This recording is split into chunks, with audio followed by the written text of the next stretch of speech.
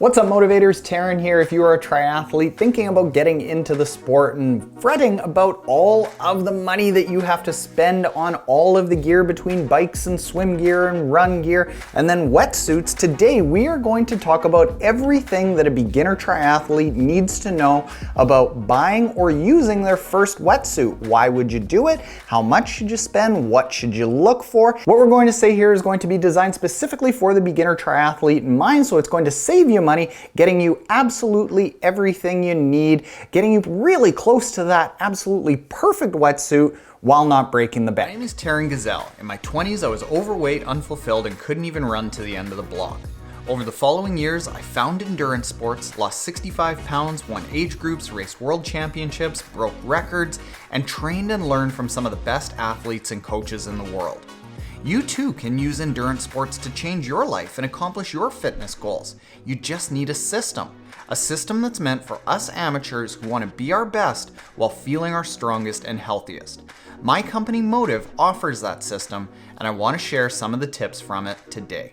So let's dive right into it and get into why would you need a triathlon wetsuit over some other wetsuit, maybe a scuba diving wetsuit or a general swim wetsuit or a surfing wetsuit or anything like that. Well, there are some specific design elements to triathlon wetsuits that are going to be absolutely ideal for the scenario of doing a triathlon. Those other wetsuits aren't really designed for a triathlon. Namely, the triathlon wetsuit is going to be a lot tighter. That makes a big difference because it's not going to hold as much water, so it's not going to create as much drag in the water. It's going to actually narrow your entire profile because it's going to squeeze you in, just having a teeny little layer of water between your body and the wetsuit. This is key because you don't want to be dragging your way and pushing your way through the water, whereas most of those other wetsuits are going to carry a whole lot of water here, they're going to carry a whole lot of water in the torso, and it's going to actually slow you down. Also, a triathlon wetsuit is going to be a lot more flexible.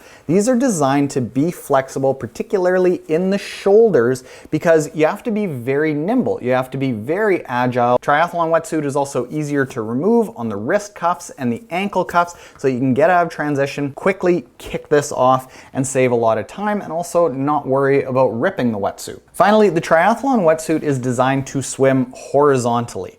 And we're going to talk about how it's designed to do so and how it's different, but in regular swimming and in scuba diving, you're upright a lot, you're kind of horizontal, whereas a triathlon wetsuit is designed specifically to have you being perfectly horizontal. We want to get those legs nice and horizontal, close to the surface of the water, letting you swim as fast and as comfortably as possible. So triathlon wetsuit, obviously designed specifically for triathlon, it's going to be very noticeable that it's going to be a significant improvement.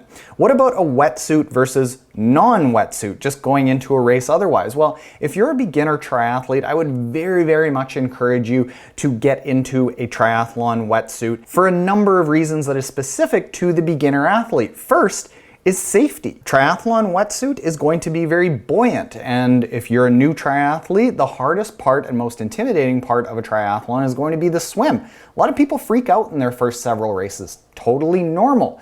What you have in a wetsuit that is nice and buoyant is the ability to just lie on your back and safely calm down, allowing yourself to just get through that race with some safety. If you don't have that buoyancy, you essentially are maybe going to be out stuck in the middle of a lake or an ocean, freaking out, constantly fighting that sinking feeling. A wetsuit is also going to be a lot warmer than a non-wetsuit. Going out in no wetsuit is really, really cold, and that cold feeling that comes onto your body, that can make you really panic and get you very anxious and tight, and A, you're not going to swim very well because you're really tight, and B, you might have that panic, that freak out. Because you're a fair bit warmer and you're more controlled, the panic is less likely to set in with a wetsuit on. And it's also just faster. Most beginner triathletes who don't come from a swim background, unless you are a former elite level swimmer, you are going to be anywhere from 15 to 30 seconds faster per 100 meters in a wetsuit because the suit is designed to keep you more horizontal. I've been in a number of races that were maybe going to be non-wetsuit, maybe wetsuit, and every time that the announcer came on the PA system and said, all right, it's going to be a wetsuit day, there was either a cheer, or if they said, hey, there's no wetsuits today, you'd hear a groan. Next thing is a question of rent versus buy, or borrow versus buy. I would very strongly encourage you to buy your first triathlon wetsuit. You can get a great wetsuit like this, which I'll explain what it is in a minute, for as little as $275. And if you don't end up continuing on with triathlon and you want to get rid of the wetsuit, quite often you can sell it for $200 to $250. The very first wetsuit I bought was about $200, and I think I sold it for $180 a year later, which was way less than renting a wetsuit even just one time. So let's say you are prepared to buy that wetsuit. What do you look for?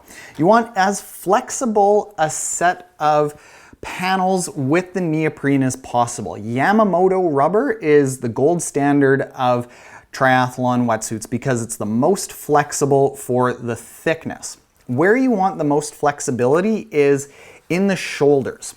So typically a very, very good triathlon wetsuit is going to have anywhere from 1 to 3 millimeter thick neoprene in the shoulders and the arms, and then it's going to have thicker 5 millimeter neoprene in the legs.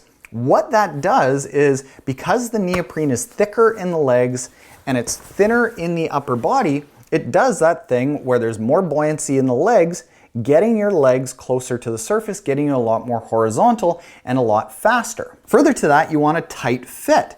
Cheap wetsuits have typically sacrificed that tight fit because they wanted to make sure that the athlete could get into the wetsuit, but they saved money on going with a less expensive rubber than that Yamamoto rubber. Going with Yamamoto rubber, you get all of that nice flexibility, and it allows the wetsuit manufacturer to create a tighter fit so that your body ends up filling up more of the wetsuit once you get into it.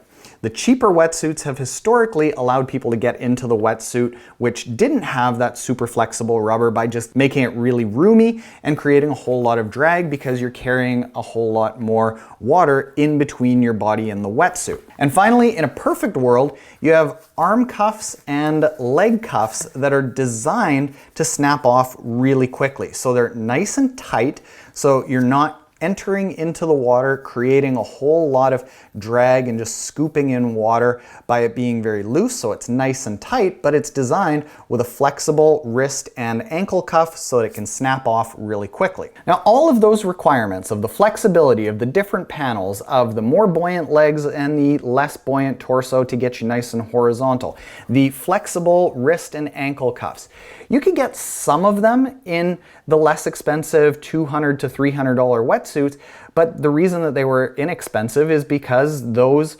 entry-level wetsuits, they cut a lot of corners, so you had to give up something.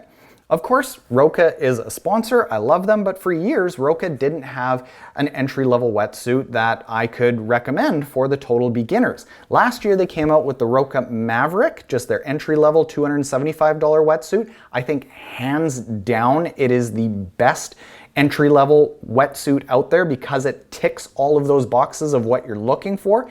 And I've tried a bunch of the other ones. I've done swim tests with them. Nothing is even close to this. Yes, they are a sponsor, but I actually said that this entry-level wetsuit for $275 is as revolutionary in the wetsuit market as their original $1,000 wetsuit. That's how good the entry-level version is. While we're talking about Roka being a sponsor, if you go to roka.com, you can win a pair of shades up until the middle of May 2022. You can look as good as this, or this while you're cycling, or this while you're running. Link is in the description below to win your choice of any pair of Roka sunglasses and get a 20% discount. If you're watching this after the middle of May 2022, which is totally fine, you can still go to roka.com/Taren and get 20% off at any time. That site is always just there to get a discount on Roka product. Finally, if you've purchased your own wetsuit, the work is not done. You want to make sure that it is prepared for your race.